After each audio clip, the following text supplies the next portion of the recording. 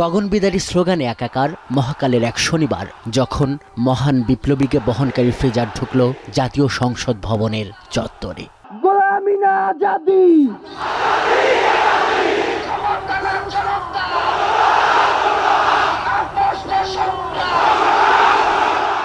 এই সংসদেই তো আসতে চেয়েছিলেন ওসমান, মধ্যবিত্ত ও সৎ, ধর্মপরায়ণ ও আধিপত্যবাদ বিরোধী বাংলার সিংহভাগ জনতার প্রতিনিধি হয়ে।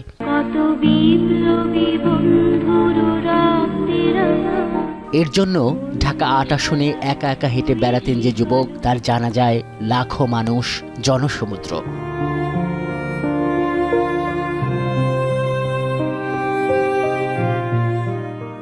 জুলাইয়ের চাকায় রক্ত ঢালা সে স্লোগান, জাতীয় পতাকা জড়ানো পাঞ্জাবি টুপিতে আতর আর লোবানের ঘ্রাণ, কান্নার রোল কিংবা নিরাপত্তার কড়াকড়ি। ওসমান হাদির জন্য এই জমায়েত মানিক মিয়া সড়ক ছাপিয়ে ফার্মগেট, খেজুর বাগান থেকে আসাদ গেট।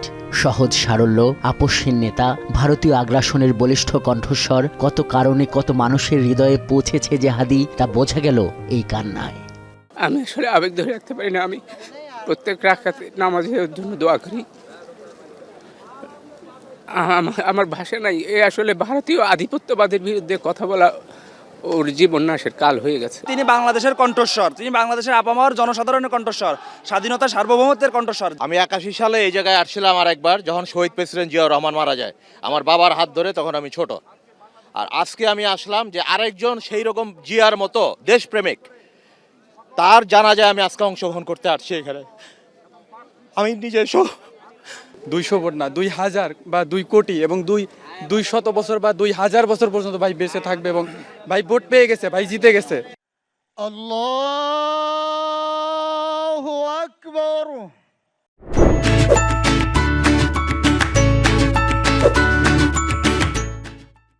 জুলাইয়ের ঐক্যের প্রতীক, আরেকবার প্রতীক জাতীয় ঐক্যেরও। তার জানা যায় আবার এক কাতারে গণঅভ্যুত্থানের মুখ, বিএনপি, জামায়াত ও এনসিপি নেতারা। তারা বলছেন গণঅভ্যুত্থান পরবর্তী বাংলাদেশে নতুন দিনের রাজনীতির শিক্ষক হয়ে থাকবেন ওসমান।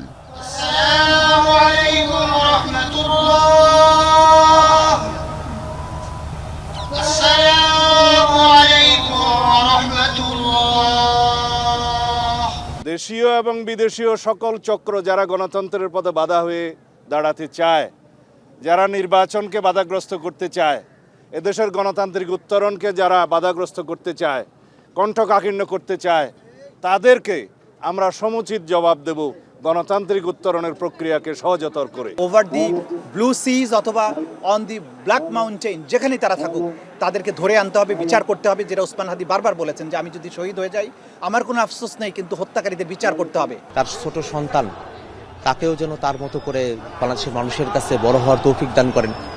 এবং যে সংগ্রাম তিনি করে গেছেন, শহীদ আবরার ফাহাদ, শহীদ আবু সাইদ, শহীদ হাদি ভাই, তারা যে নতুন বাংলাদেশের প্রত্যাশা করেছিলেন, সেই বাংলাদেশ যেন আমরা গঠন করতে পারি। স্মরণকালের ঐতিহাসিক জানাজা, বাদ ভাঙ্গা মানুষের এই স্রোত, এই জোয়ার প্রমাণ করে শরীফ ওসমান হাদি বাংলাদেশের মানুষের হৃদয়ে কতটা গভীর জায়গায় সে আসন গেড়েছিল। আমি দোয়া করি আল্লাহ তাআলা ওসমান হাদিকে শাহাদাতের সর্বোচ্চ মাকাম দান করুন, এবং সেই সাথে ওসমান হাদির যে প্রেরণা, তার যে আদর্শ, তার যে চেতনা, সেটা যেন এই দেশে, এদেশের বিভিন্ন প্রান্তে প্রান্তরে যেন যুগ যুগ ধরে, শতাব্দীর পর শতাব্দী ধরে যেন টিকে থাকে, বেঁচে থাকে। নামাজে জানাজার আনুষ্ঠানিকতা শেষে এক আকাশ আবেগ আর ভালোবাসায় যখন জাতীয় সংসদ ভবন ছেড়ে যাচ্ছেন শহীদ শরীফ ওসমান হাদিকে বহনকারী ফ্রিজার, তখন পুরো এলাকায় শুধুই মুক্তির স্লোগান আর ফুপিয়ে ওঠা কান্নার আওয়াজ।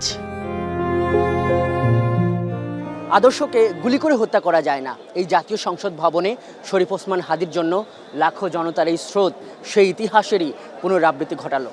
এখানে আসা মানুষেরা বলছেন যে এই শহীদের স্বপ্ন পূরণ হবেই, এবং আধিপত্যের সকল বিষদাঁত উপরে ফেলে ঠিকই দাঁড়িয়ে যাবে সার্বভৌম বাংলাদেশ। জাতীয় সংসদ ভবন থেকে আজহার লিমন, এখন ঢাকা।